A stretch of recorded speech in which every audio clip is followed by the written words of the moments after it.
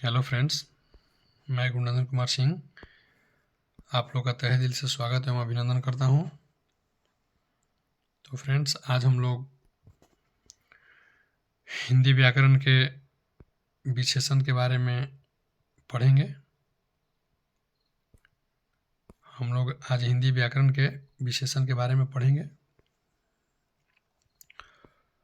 हम लोग पहले भी संज्ञा एवं सर्वनाम के बारे में पढ़ चुके हैं, तो हम आशा करते हैं कि आप लोग को पिछला वीडियो समझ में आया होगा। ठीक है फ्रेंड्स, उसी तरह से हम कोशिश करेंगे कि आप लोग को विशेषण को भी अच्छा ढंग से समझाने के पूरा कोशिश करेंगे। ठीक है फ्रेंड्स, चलिए हम लोग अपना टॉपिक की ओर चलते हैं। देखिएगा फ्रेंड्स, विशेषण आज का हम लोग का टॉपिक जो है वो विशेषण है। ठीक है फ्रेंड्स, देखिए विशेषण किसे कहते हैं। ठीक है फ्रेंड्स, तो विशेषण हम लोग जो सब संज्ञा अथवा सर्वनाम के विशेषता बताता है उसे विशेषण कहते हैं। ध्यान समझिएगा, कहता है क्या कि जो शब्द संज्ञा अथवा सर्वनाम के विशेषता बताता है उसे विशेषण कहते हैं। ठीक है फ्रेंड्स, यानी जो शब्द जो होगा वह संज्ञा और सर्वनाम के विशेषता बताएगा उसे हम विशेषण कहेंगे। जैसे यहाँ पे उदाहरण दिया हुआ है कि पवन बहुत तेज विद्यार्थी है। पवन जो है तेज विद्यार्थी है, बहुत तेज विद्यार्थी है। तो कोई आपसे पूछेगा कि पवन कैसा विद्यार्थी है, तो पवन क्या बोलेगा कि आप तेज विद्यार्थी है। पवन जो है तेज विद्यार्थी है, तो इसमें जो तेज है वही विशेषण है, क्योंकि पवन का विशेषता यह है कि पवन तेज विद्यार्थी है। पवन की विशेषता यही नहीं है कि पवन तेज विद्यार्थी है, तो तेज जो है वह विशेषण है। ठीक है फ्रेंड्स, चलिए अब विशेष क्या है। विशेष कहता है कि जिस व्यक्ति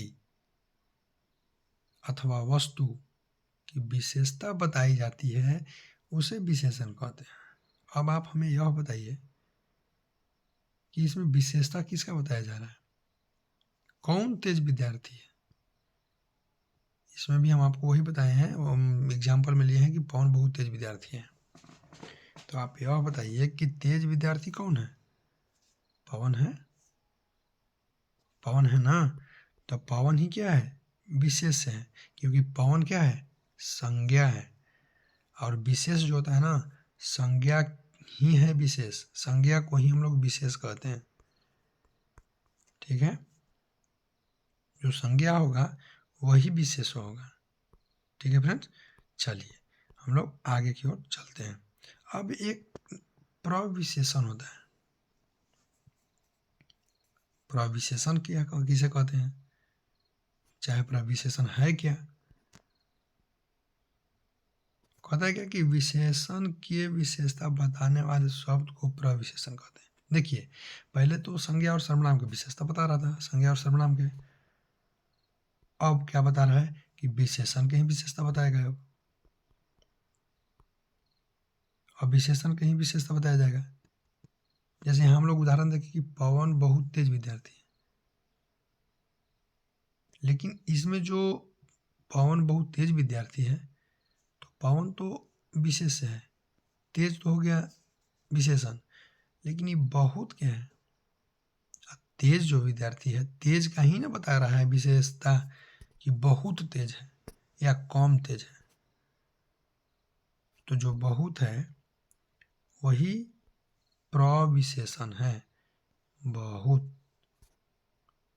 प्रविशेषण है। ठीक है फ्रेंड्स, चलिए आगे की ओर हम लोग चलते हैं। आशा कर रहे हैं कि आप लोग को समझ में आ रहा होगा। अगर आप लोगों को समझ में आ रहा है तो लाइक बटन दबा दीजिए, और ज़्यादा पसंद आ रहा है सब्सक्राइब करके बेल आइकन को दबाना ना भूलें। ठीक है फ्रेंड्स, चलिए हम लोग आगे चलते हैं। कहता है कि विशेषण के 4 भेद होते हैं। विशेषण के क्या भेद होते हैं? विशेषण के 4 भेद होते हैं।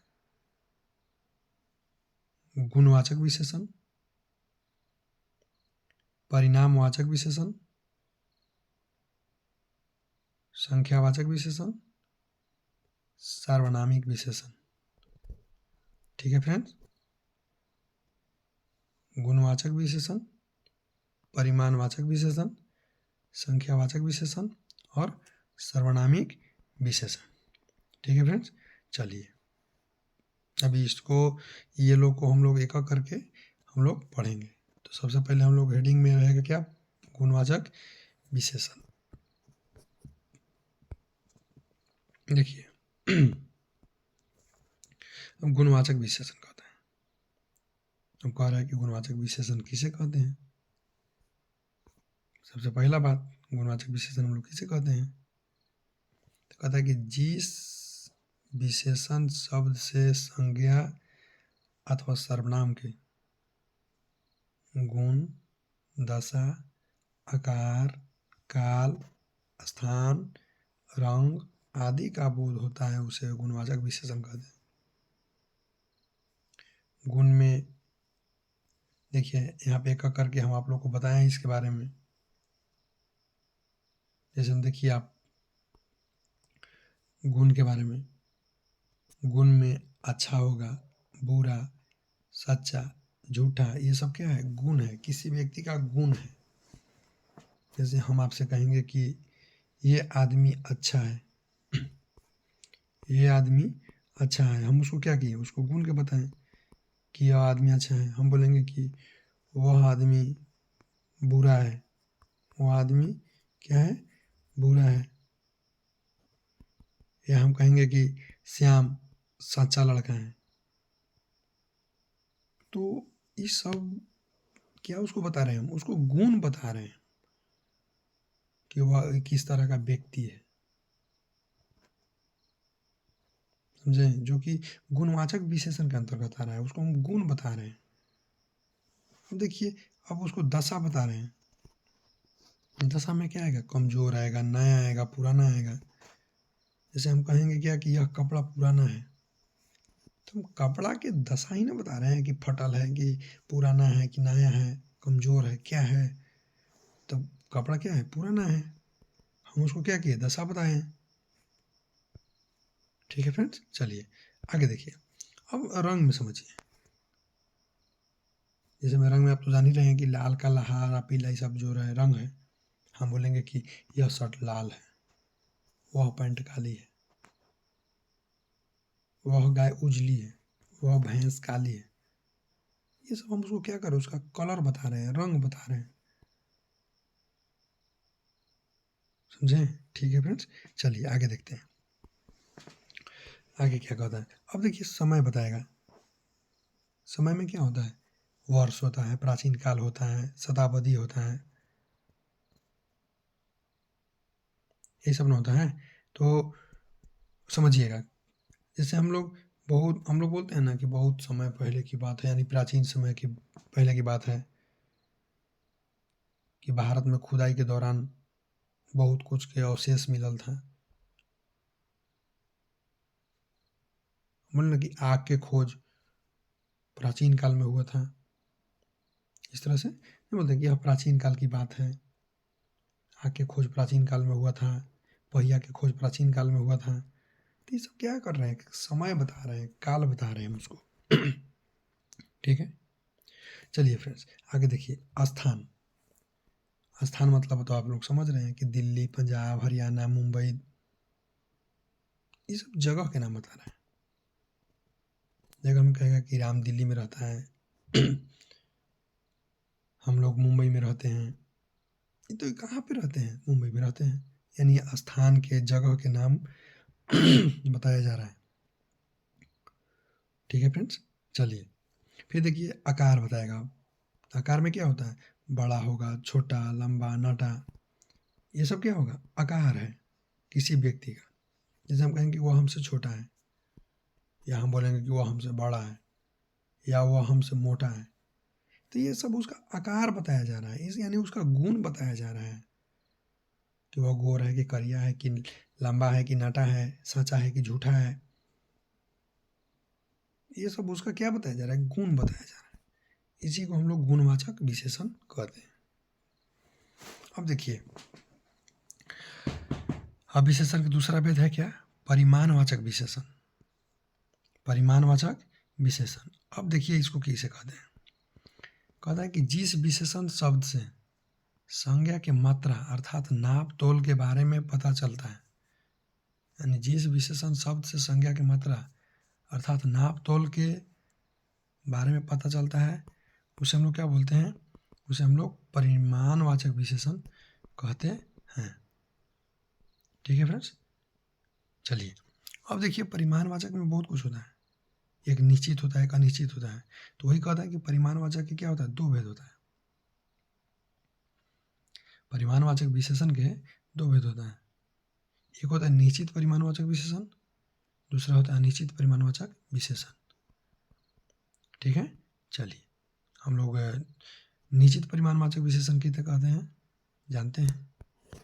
देखिए निश्चित परिमाणवाचक विशेषण किसे कहते हैं, निश्चित परिमाणवाचक विशेषण किसे कहते हैं, कहता है कि जिस शब्द संज्ञा के निश्चित मात्रा के बारे में पता चलता है, यानी निश्चित होगा, उसी को हम लोग क्या बोलते हैं, निश्चित परिमाणवाचक विशेषण कहते हैं। जैसे कि हम बोलेंगे कि 1 लीटर पानी, आपसे हम कहेंगे कि 1 लीटर पानी दो, या आपसे कहेंगे कि 2 मीटर कपड़ा दीजिए, या 1 केजी चावल ले आओ। तो क्या अगर हम आपको कहेंगे कि 1 केजी चावल ले आओ, तो क्या आप 2 केजी चावल ले आइएगा, 1 केजी ही ले आइएगा।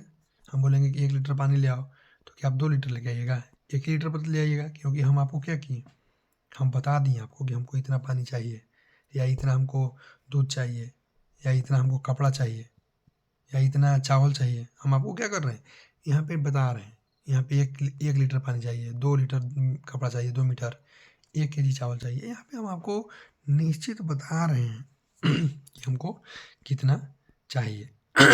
देखिए अब अनिश्चित परिमाणवाचक विशेषण समझिए। अब अनिश्चित परिमाणवाचक में क्या होगा, कोई सीमा नहीं होगा, कितना चाहिए कितना नहीं चाहिए नहीं बताया जाएगा। कह रहा है कि जिस शब्द संज्ञा की अनिश्चित मात्रा का बोध होता है, यानी फिक्स नहीं होगा कि कितना हमको चाहिए, उसे अनिश्चित परिमाणवाचक विशेषण कहते हैं। जैसे हम बोलेंगे कुछ आलू, अब कुछ आलू का मतलब क्या है, कितना आलू, 1 केजी, 1 क्विंटल, 10 केजी, पता नहीं है, यानी कुछ आलू।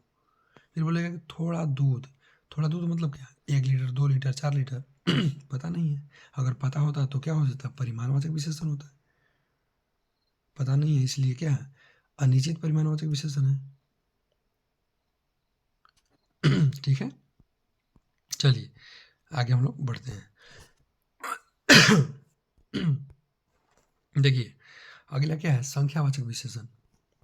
अब संख्यावाचक विशेषण किसे कहते हैं, हम जानने का प्रयास करते हैं हम लोग। कहता है कि जिस विशेषण शब्द से संज्ञा के संख्या का बोध होता है, देखिए संज्ञा के संख्या का बोध होता है, अर्थात जिसे हम माप या तोल नहीं सकते हैं, उसे संख्यावाचक विशेषण कहते हैं।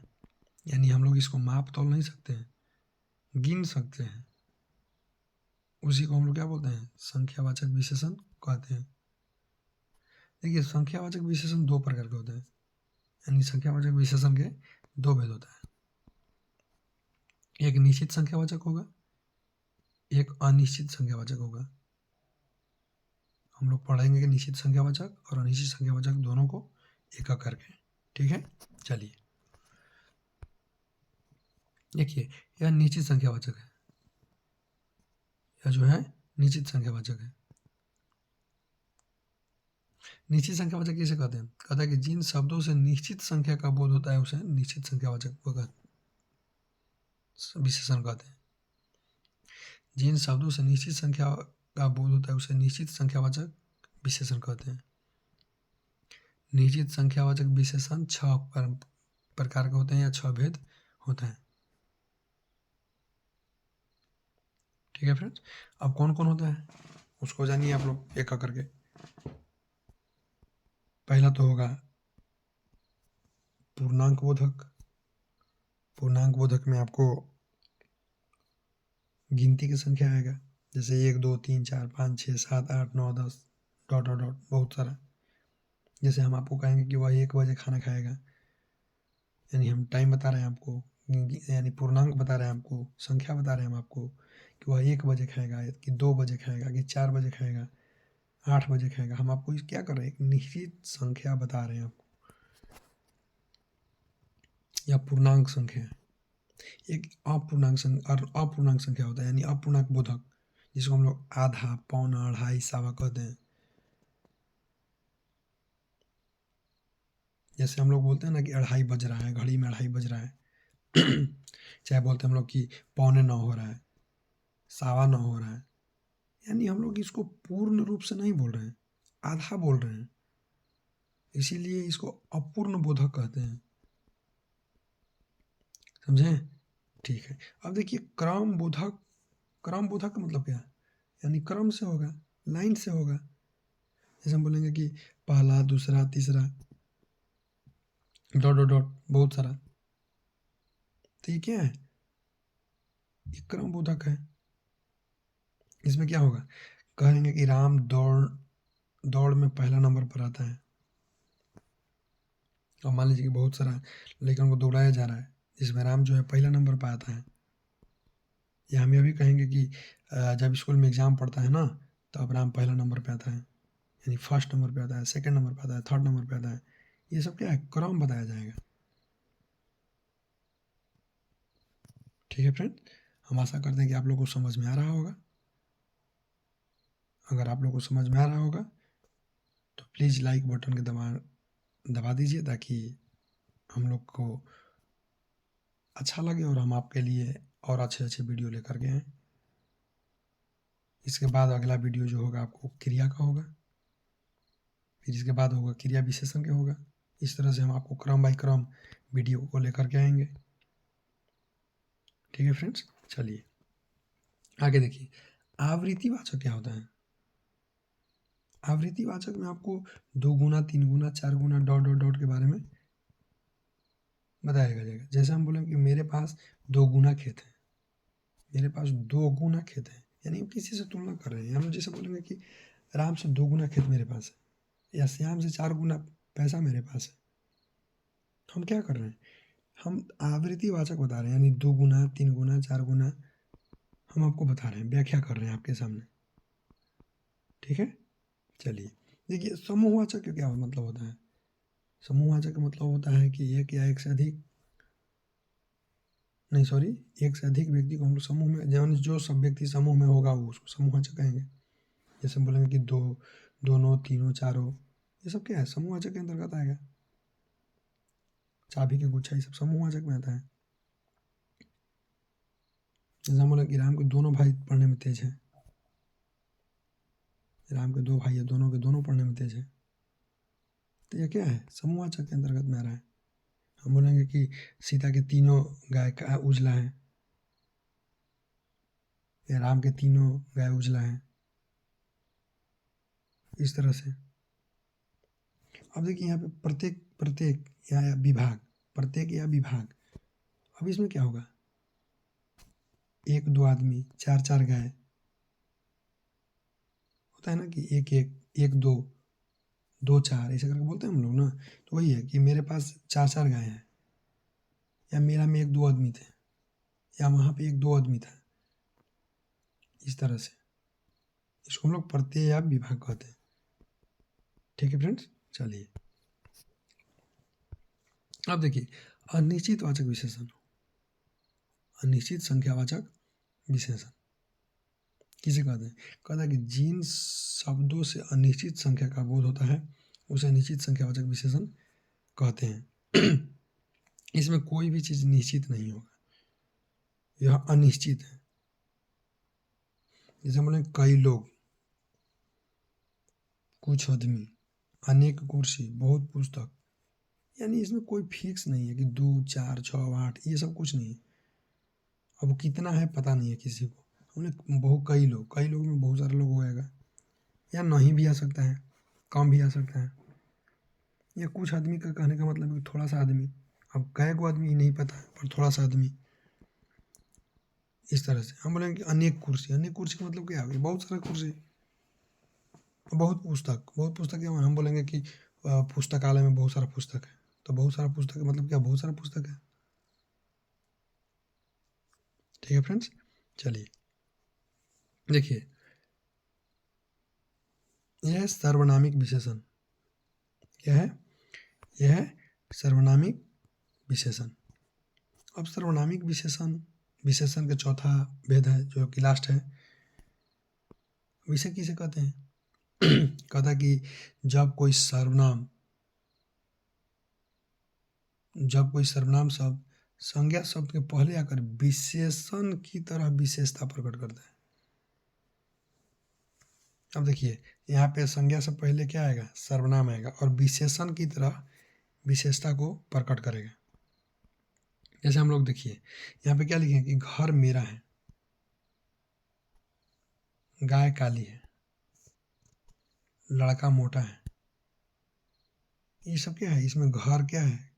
संज्ञा है, गाय संज्ञा है, लड़का संज्ञा है। लेकिन इसके आगे जो आया है कि यह घर मेरा है, या यह गाय काली है, या यह लड़का मतलब मोटा है, तो यह जो है ना, यह सर्वनाम है। और यहाँ परिभाषा में क्या कह रहा है कि जब कोई सर्वनाम संज्ञा शब्द के पहले आकर विशेषण की तरह विशेषता प्रकट करता है तो उसको सर्वनामिक विशेषण कहते हैं। आशा करते हैं कि आप लोग को समझ में आ रहा होगा। ठीक है फ्रेंड्स, चलिए आगे की ओर आगे चलते हैं हम लोग। तो ये समझ में आया, यानी ये सब तीनों के तीनों क्या है? संज्ञा है। और तीनों के पहले क्या आया है? सर्वनाम आया है। क्योंकि यहाँ पे कह रहा है क्या कि सर्वनाम शब्द संज्ञा शब्द के पहले आकर विशेषण की तरह कार्य करता है। ठीक है। चलिए आगे देखिए फ्रेंड्स। अब देखिए यहाँ पे तुलनात्मक विशेषण है। तुलनात्मक विशेषण विशेषण का भाग नहीं है, याद रखिएगा आप लोग। यह विशेषण का भेद नहीं है, विशेषण का भेद नहीं है। ये पूछता है एग्जाम में, इसलिए आप लोग को यह बता दे रहे हैं। नहीं तो तुलनात्मक विशेषण विशेषण का भाग नहीं है, भेद नहीं है। चलिए देखते हैं। तुलनात्मक विशेषण की तीन अवस्था होती है। तुलनात्मक विशेषण की तीन अवस्था होती है। पहला होता है मूलावस्था, दूसरा उत्तरावस्था, और तीसरा जो होता है उत्तमावस्था होता है। तीसरा क्या होता है? उत्तमावस्था होता है। ठीक है फ्रेंड्स, तो चलिए हम लोग एक करके जानने का प्रयास करते हैं। मूलावस्था किसे कहते हैं? मूलावस्था किसे कहते हैं? मूलावस्था जिस अवस्था में किसी से तुलना नहीं किया जाता है उसे मूलावस्था में कहते हैं। यानी इसमें आपको तुलना किसी के साथ में नहीं किया जाएगा, उसे मूलावस्था कहते हैं। जैसे हम कहेंगे कि नीम कड़वा है, बस नीम कड़वा है, इसमें हम किसी के साथ तुलना नहीं कर रहे हैं कि नीम किसके जैसा कड़वा है या क्या है, बस नीम कड़वा है। ठीक है। अब देखिए, अब उत्तरावस्था क्या है? कहता है कि जिन अवस्था में दो व्यक्ति या वस्तु की तुलना की जाए उसे उत्तरावस्था कहते हैं। यानी अब इसमें क्या करेंगे? हम तुलना करेंगे किसी के साथ। जैसे हम कहेंगे कि राम श्याम से अच्छा लड़का है। देखिए, राम और श्याम को तुलना की है कि राम जो है वह श्याम से अच्छा लड़का है। यहाँ हम बोलेंगे कि करेला जो है नीम से कड़वा है। हम क्या कर रहे हैं? तुलना कर रहे हैं कि वो राम जो है श्याम से अच्छा लड़का है, करेला जो है नीम से कड़वा लगता है, इस तरह से। ठीक है। अब यहाँ देखिए, यहाँ हम उत्तमावस्था में क्या कहेंगे कि जिस अवस्था में दो व्यक्ति या वस्तु से अधिक के साथ तुलना की जाए उसे उत्तमावस्था कहते हैं। यानी दो से अधिक यहाँ पे तुलना किया जाएगा। अब हम लोग सीता सबसे अच्छी लड़की है, यानी जितना भी लड़की का ग्रुप है उसमें सीता जो है सबसे अच्छी लड़की है। लेकिन करेला सबसे कड़वा है, करेला जो होता है ना सबसे कड़वा होता है।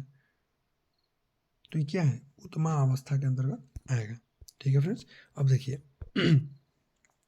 मूलावस्था में अधिकतर अधिक जो है, जैसे कोई भी शब्द जो होता है ज्यों का त्यों लिखाता है ना तो मूल अवस्था बोलाता है।